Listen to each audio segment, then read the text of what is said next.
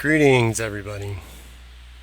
I hope you are having a balanced day. So, today I wanted to talk to you about creation. I hear many people talking, conversations, podcasts, radio shows, whatnot, and some of them claiming to be, spiritually based or conscious expanding, and what they'll tell their viewers is that they are the creators.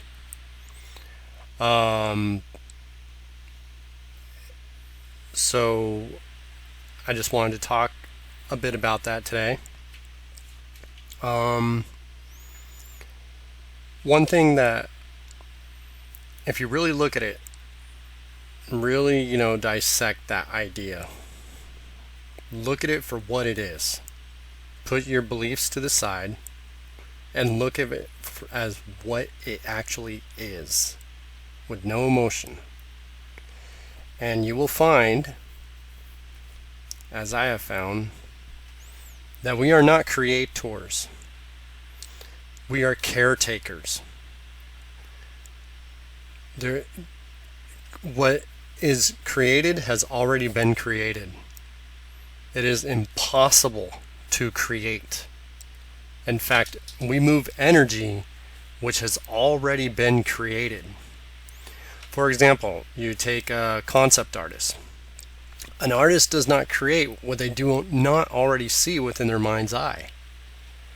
A concept artist does not start out by drawing a scene. First, they start drawing random blobs and smears. Go ahead, go look on YouTube on like some concept art, and you'll see that they'll just start drawing some random smears and blobs, maybe a shape or two. They honestly don't really know what they're creating, because they're not creating. They don't know what they're painting, let's say, or drawing. It doesn't happen until suddenly, as they're drawing those blotches, they'll see something. And in some speed paintings, you can hear the artist, if they're narrating, they'll say like, "Oh, and this is where I see something. I see something here. I could work with something here." Well, that I see something is the gift. Being an artist is a gift. It's the gift that the Creator has given us. Once one can see something, then they could pull that forward with, using light and shadow, and they make images pop to where the brain can understand. But that is not the creation of the artist. That is a gift from the Creator, in which the artist is being used as a tool to give to the world. It is a wonderful gift. And this gift can be used for good or evil. It's up to the artist. The artist has been given this gift. Now the artist has to choose how to balance the energy so that this gift can either build up or tear down the viewer's energy, their spirit. Does this art piece make someone feel good, or does it make them feel depressed, anxious, torn down? Or does it make them feel loved, happy, excited, invigorating? Either way the artist paints, without even knowing it, it's light and love, or it's fear and darkness. There really is no middle ground. It's either or.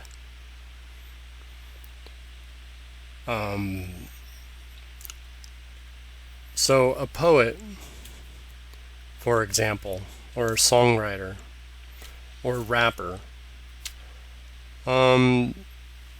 they don't necessarily create their song. A lot of them might think they do, but they don't. They take words which have already been created, and they blend those words and they mix those words to give an expression of those words. And that expression is either labeled a song, a poet, a rap, a lyric, a rhyme, whatever you want to call it. A gardener, even. A gardener, the monks who create beautiful gardens, Zen Buddhist gardens, and go all around the world looking at gardens and stuff, and you'll see some pretty amazing, beautiful gardens, and even people in their backyard. But they are not creating the garden. They are nurturing. They are encouraging growth, nurturing the soil.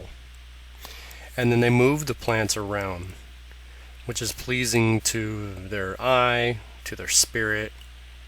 How do these plants make one feel? Or in a farmer's case, how do these plants produce the most? And so on. But they are not creating that garden. They are not creating that farm.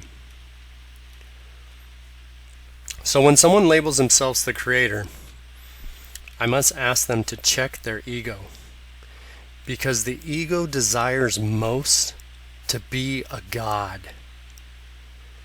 It is within many of our legends where, whether it's Hercules or Achilles or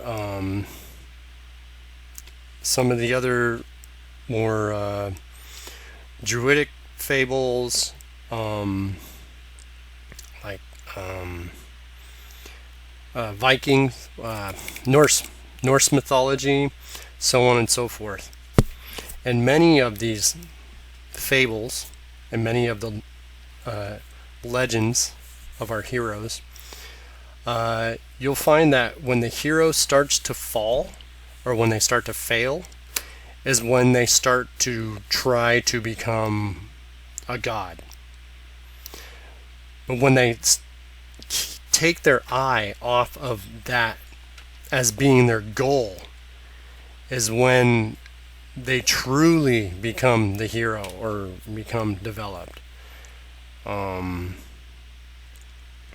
Look at it, for example, remember the, I know it's not, canon or whatever, but just a simple children's movie, Hercules by Disney from like the 90s.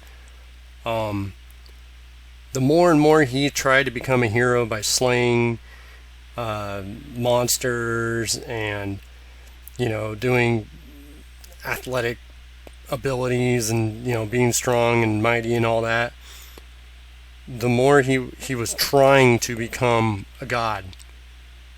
And although it seemed like he was getting closer and closer, he was actually getting further from what his spirit needed. And until he finally put that desire to become God away and did what needed to be done, at that moment was when his spirit was elevated. And so, you can take that as an example. Like I said, there's many examples. Comic books are filled with them.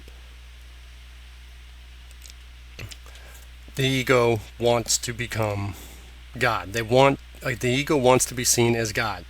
So when one starts to think that they are godlike, they really need to check their ego.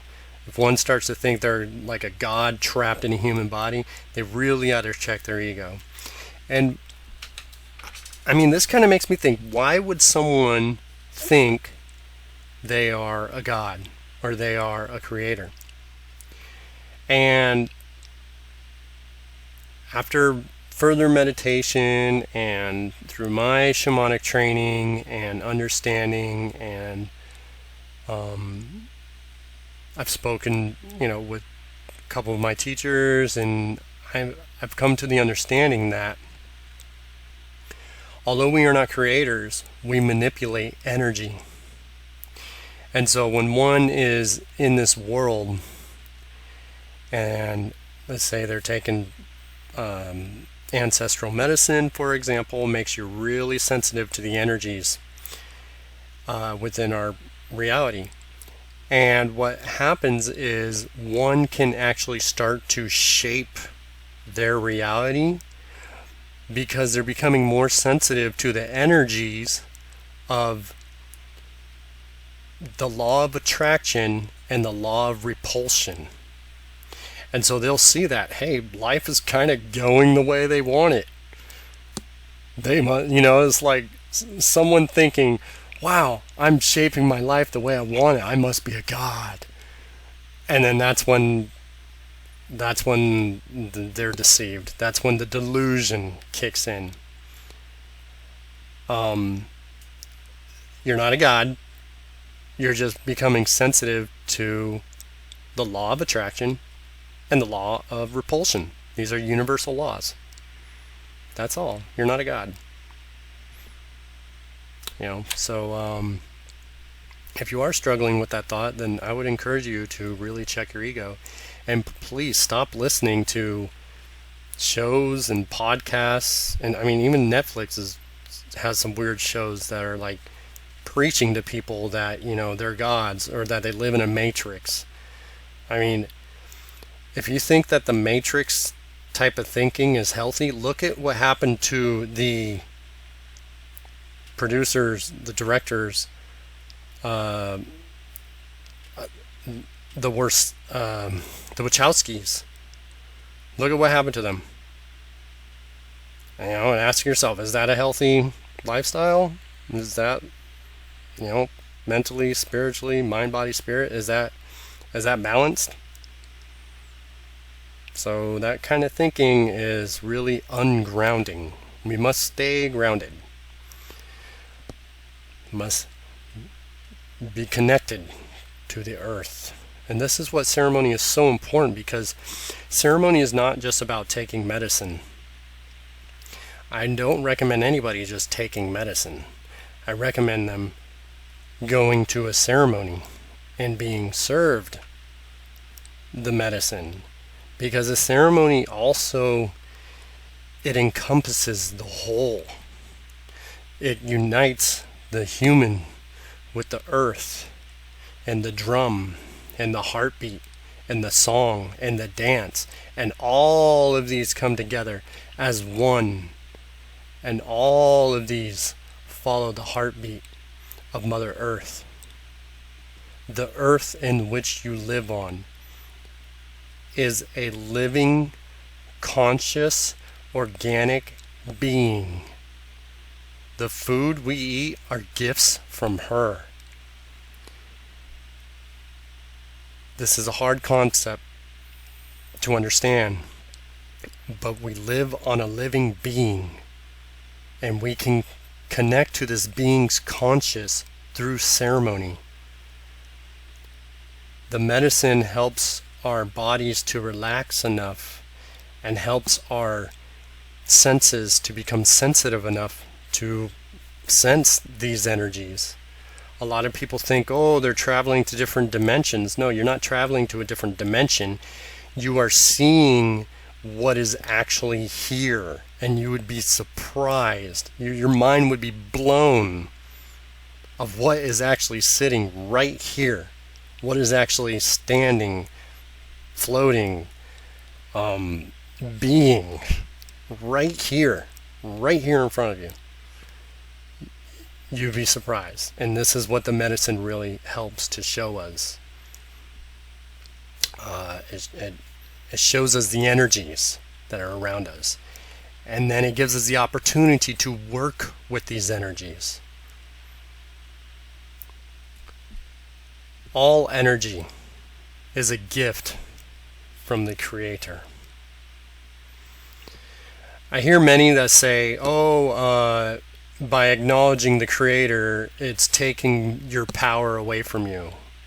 Well, the problem is claiming to be a creator is attempting to take power from the Creator. It's a failed attempt. it's there's no power to be taken or given to you. You have no power to give. So saying that, oh, it takes my power, you have no power to be taken. It's energy. It's all energy. There's no magical abilities or power or anything like that. It's just sensitive enough to energy in order to transmute it. The Creator has many names. There are religions that give it names. There are spiritual ideas that give it names. There are belief systems that give it names. Even saying it is a name. The Creator is the Creator, the source of all energy in this universe, source of all infinite light. It is the infinite light source. All energy is from that source. So I know source can be a loaded term, but really in the English language, that's the thing that's the label, I guess you could say, the name that describes it in a way, for me, that makes the most sense. Because you have a source in electrical system. Let's say you have a battery, right? Electron goes from one pole, travels to the other pole. It goes all throughout the electrical system, and then it returns back to source. So it leaves source. It goes through the electrical source systems. It learns all the electrical systems, and it lights it up, and it makes it all look animated. But in the end, it goes back to source. That is what we are. We are like electrons. We are created from source. We go out, we have these lifetimes, we have these journeys, we have these experiences, we meet other electrons and so on and so forth, but in the end we end up going right back to source. That is source. Some call it God, some call it Creator, some call it the Great Spirit, so on and so forth. I like source. Source makes sense to me. So the only power, the other thing is when people are talking about having their power taken away, well, the only power that one should seek is the power of love. All else is just a delusion. There's no magical abilities or anything like that. There are ways of feeling energy, moving energy, transmuting energy, which can appear as magical abilities, but none of that power is yours. So you cannot give it, and it cannot be taken away. It can only be changed and transmuted. Love cannot be created. It can only be giving. And love can never be created or destroyed. The Creator already created it, you see? And love is another form of energy. Energy can never be destroyed. And it has already been created. It just is. So if you are energy, you can never be destroyed. You have already been created, and you are. Everything is energy. Nothing can be destroyed, and nothing can be created again because it's already been created. But the energy can change, and this act is called transmutation. You're transmuting the energy. Any being claiming to be the destroyer is actually a deceiver, because nothing can be destroyed. It can only be transmuted. For those that use psychedelic medicines, even during ceremony, in the beginning, in the very elementary levels of ceremony. So I'd say like within the first 5 ceremonies that someone has. Tripping, in the sense that we know it, is tolerated at first. And I believe this is because the mind, the human mind, it must be shown that there are many realities within this reality. However, when there is no proper understanding, one can lose their sense of the 5 sense reality. And this is the point where they start believing that they are living within a matrix. And this is why one needs guidance. And this is why one needs elders. We need each other to help us to stay grounded. Because these energies can be so powerful that we feel like we're not here anymore. And that is a dangerous place to be at. Because we need to keep it grounded, keep it together. Nobody wants to lose it, right? We don't want to lose our minds. And when dealing with these energies, if you do not have proper training, if you are going at it alone or with friends or whatever, it's just a matter of time before one loses their mind and you start to believe in some crazy off-the-wall stuff. And from what I've seen, it doesn't end well. If you want to see a good example, look at what happened with Chris Geo with TFR when they changed their name to BTV and just went way too far off the deep end. And this is because they never had training. Chris had a wonderful potential to be a great healer.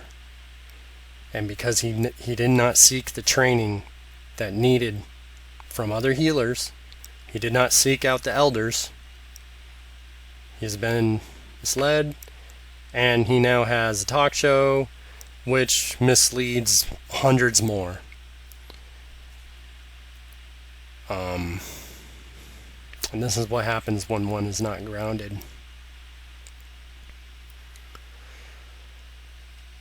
So this brings me back to what I was saying with, some may be sensitive enough to the law of attraction and repulsion that they start to cause the events in the life to go their way. And so they think that they are the creators. Many use the term co-creators because as a society we are co-creating our reality. But when one understands the energy that comes to the understanding that we are changing the energies as a mass consciousness.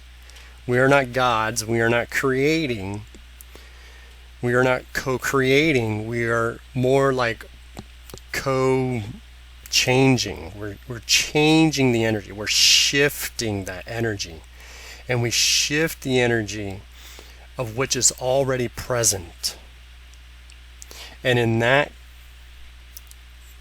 understanding, then we can bring forward a new reality for us, and it can be seen as co-creating, but we're actually shifting the reality together.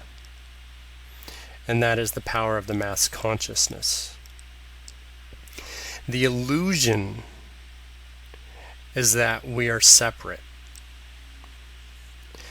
But the reality is that we are all one consciousness.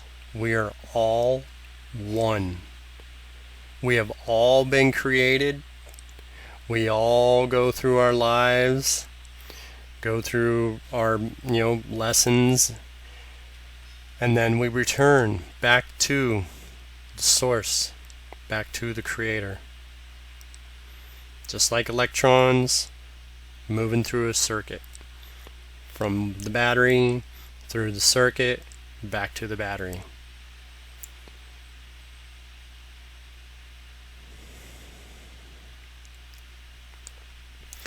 Anything which needs to be created has already been created. All we need to do is discover what actually has been created by opening our consciousness to the created forces within us. The Creator lives within. The I Am presence within us is the force that lives within us. It's the force of the source that lives within every electron.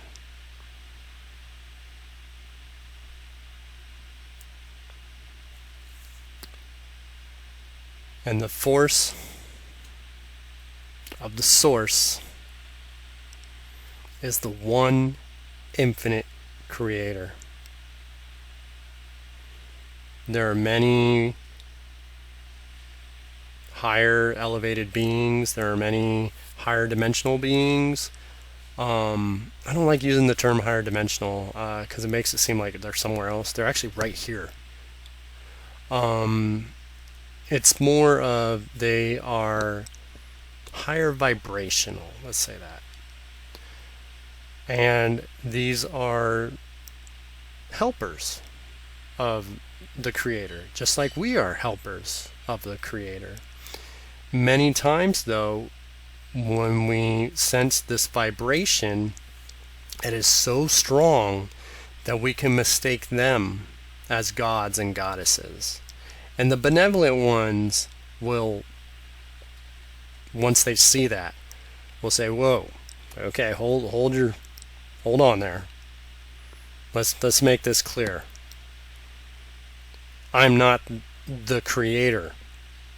I'm not your God. I'm just at a different level in my journey, and I'm just here to help." And that's a good sign that you're working with a good energy. They won't take your worship, for example. Any benevolent beings that I work with, they don't ask me to worship them or anything like that. And this includes Jesus and Mary, Kuan Yin.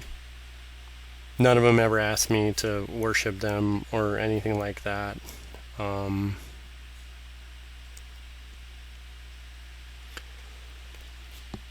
So they're spirit guides. They're just here to help. They are also on their journey. They just see that we can use some help. There's one infinite creator, one source of infinite light, and our goal is to return to that source. However, we must go through our process, the process of lives. That's how we learn. Thank you for listening. And I just want to remind you that with any spiritual practice you do, ground yourself to Mother Earth. And I'll talk to you guys later. Bye.